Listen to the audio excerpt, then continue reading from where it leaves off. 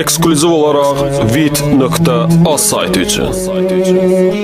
DJ Ferhat Production.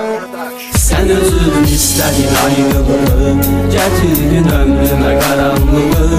Üstüme gelen bu divarlarda, sıkır beni yaş dolur yanaklarda. Açıram Allah'a ellerimi, yalvarıram buradan dert gelini. İstəmirəm sözlerini, yada salıb keçmiş günlerimi. Elacım senin elinde sen uzan, İstəyimiydim evde olan. Yüreğimde koyduğun arzuları, sevindirdin düşmanlarımı. Başkası olabilmez benim tek, o da seni unudar eder senin tek. Artık geçtir dönme daha, ben çekerim sol verme daha. Gelme daha, sevme daha. Ayrılığa mən dözərəm. Son sözümü ben deyirəm, sevməyəcəm, dönməyəcəm.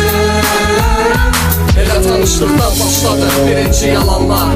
Yəqin ki dərk eləyərlər sevgidən dərd alanlar. Sevgimin uğrunda hər kəsdən uzaq oldum, heç kəsi dinləmirdim, özümüzmə tələ qurdum. Sevgimin qarşılığını görmədim, sevilmədim, dərdindən nəfəs alaram, heç vaxt sevinmədim.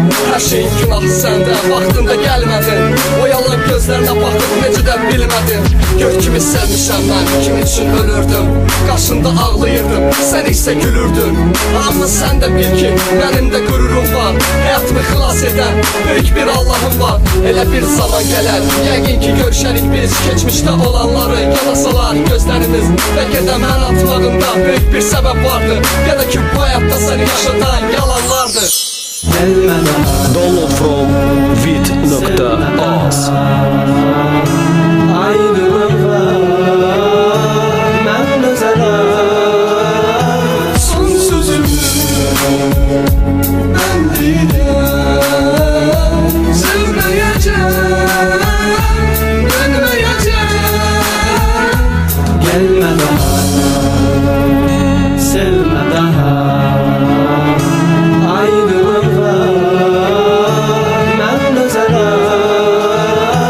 Son sözümü ben deyirəm, sevməyəcəm, dönməyəcəm.